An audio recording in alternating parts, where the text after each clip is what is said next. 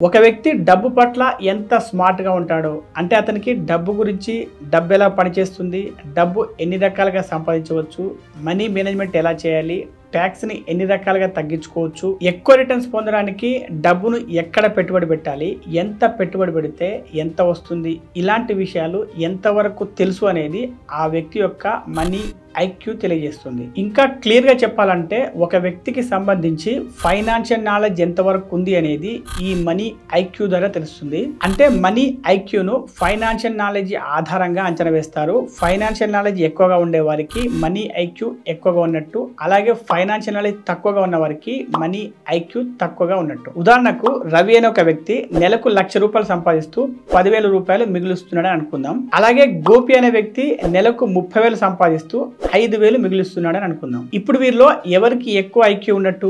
గోపి దగ్గర నెలకి కేవలం 5,000 మిగులుతున్నాయి, కానీ రవి దగ్గర నెలకు 10,000 మిగులుతున్నాయి. కాబట్టి రవికే ఎక్కువ ఫైనాన్షియల్ ఐక్యూ ఉంది అని అనిపిస్తుంది. కానీ ఆ తర్వాత 2 సంవత్సరాలకు రవి సంపాదన నెలకు 1,50,000 పెరిగింది. అందులో నుండి కూడా రవికి కేవలం 10,000 మిగులుతున్నాయి. అదే సమయంలో గోపి సంపాదన కూడా 2 సంవత్సరాల తర్వాత 30,000 నుండి 50,000 పెరిగింది. 30,000 సంపాదనలో కేవలం 5,000 మాత్రమే మిగులుస్తున్న గోపి మాత్రం 50,000 సంపాదనలో 25,000 మిగులుస్తున్నాడు. దీనికి కారణం ఏంటి అంటే రవి కంటే గోపికి ఫైనాన్షియల్ నాలెడ్జ్ ఎక్కువగా ఉంది అని చెప్పొచ్చు.